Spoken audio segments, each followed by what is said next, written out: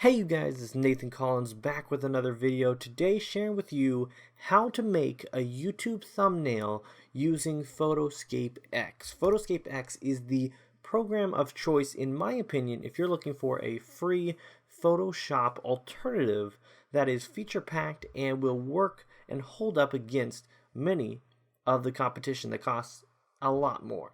I use it for all of my editing, whether it's editing a banner for my website, for my YouTube channel, whether it's editing thumbnails or different posts for my blog, whether it's for Instagram, things like that. I use it for everything. PhotoScape X, as far as for PC, Mac, or Linux, it is a great photo editing software. And what I would recommend for anyone who's making YouTube thumbnails or channel art or things like that. And I'm going to tell you something that I need to tell myself time and time again, and it is to save my projects, to think through things really well, but also be able to future-proof whether I make a mistake or I come back later and decide I wanted to do it differently.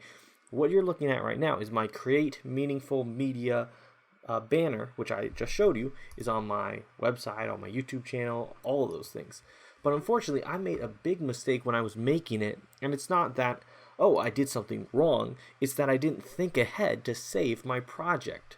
Basically, when you finish editing a photo and you hit save, you can't go back. Like, you can't just say, oh, I want to move this photo to the other side now, or hey, adding that bird to the photo is really dumb, I should move it. Actually, you can't do that if you've saved it, whether it's a JPEG or a type of a file like that, PNG, things like that. But did you know there's actually a way to save this as a project? So I'm going to show you how to make a great thumbnail, but also how to save the project so you never miss out on being able to change or alter things down the road, whether there's a change in the content, a change in the naming, a change in a picture, things like that. So let's begin. We're going to begin by just having a normal photo for kind of a project. Let's begin. So the way that you do this is usually you take a bunch of photos on some kind of a photo shoot or just kind of after or before you shoot a YouTube video. And we're going to go to some photos of my wife. She is a model, someone who modeled for her mom's Etsy store, but also she's been making some videos as well. And let me see what I have in here. Projects, keeping your husband in line. She's been making these different videos. Here is a thumbnail. And I'm going to be showing you guys how to make this thumbnail or how to make something similar to it. But basically, you have a main subject, which is, in this case, my wife, her face.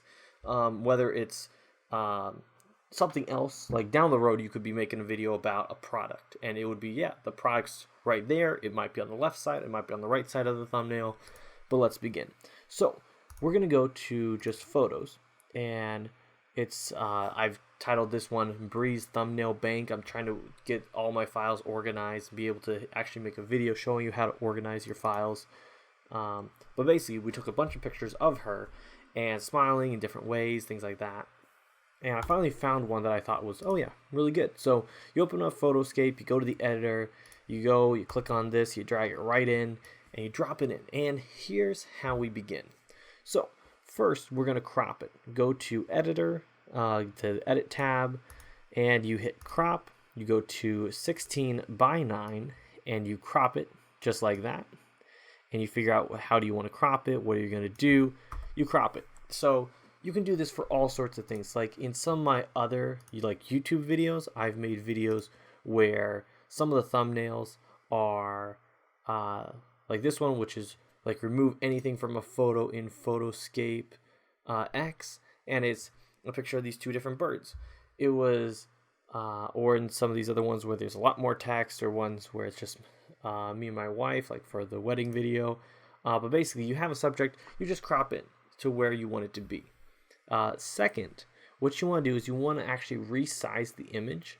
So hit resize and change it to 720. So 720 will be the height, and the width will be 1280. And it should be automatic if you just type 720 in on the height.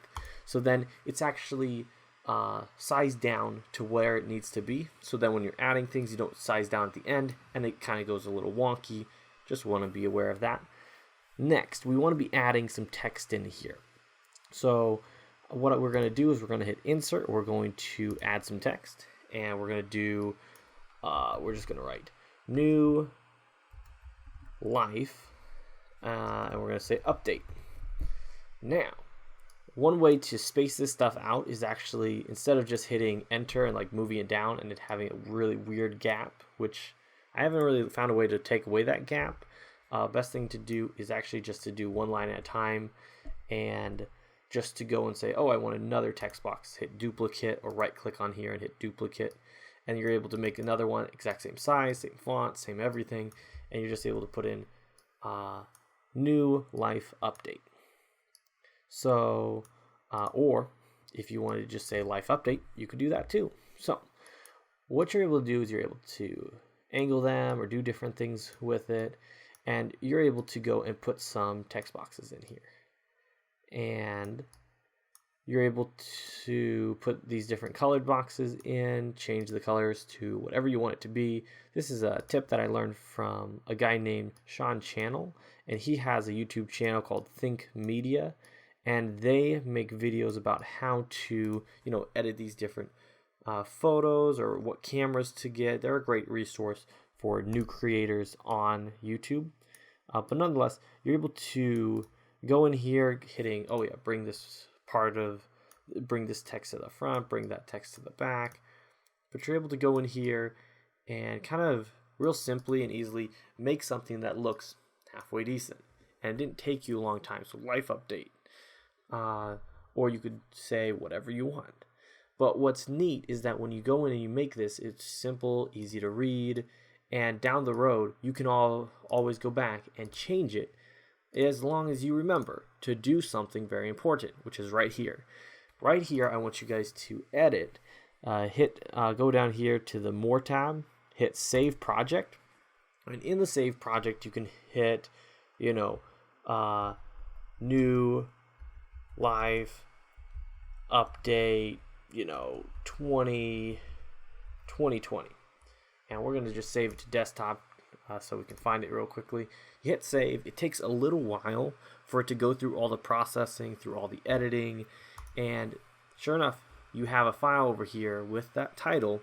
And down the road, even though you say, oh, close this, I'm done with this, shut your computer off, turn it back on, but at any time, if you want to go back and edit that photo, you can go back by clicking into it. It'll open up PhotoScape and it will load that exact image. And what's awesome is you take it into the editor and you're able to click on it, you're able to move stuff around, able to change text, able to do all sorts of different things, and it works great. So you guys, that's how I edit.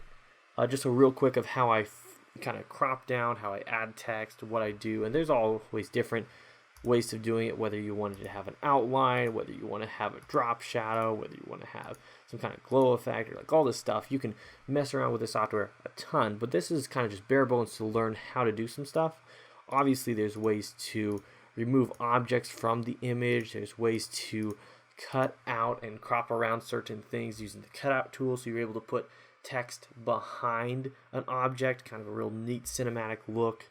But all of this stuff is done to help you quickly make a nice professional looking image, and hopefully at the end of the day, when you hit save and you export it as a JPEG or as a PNG and you put it on your website or you do something great with it, you can always go back to that original project file and make those edits and changes down the road. So you guys, I hope this video helped you, and let me know if there's any questions you have, and feel free to check down below, because I want to be able to help you guys learn more by learning these different software. And if there's a software you're wanting to really dive into or to increase some of your skills, I would definitely encourage you guys to check out Skillshare.com. They are an affiliate with me, and we are doing our best to help you guys join and gain 2 months of free membership with them. We're able to learn photography, design, graphic design, things like that. So definitely check out that link below. And of course, any support from there, there's a kickback from me. So just full disclosure on there. But you guys have a great rest of your day, and I'll see you in the next one. Bye.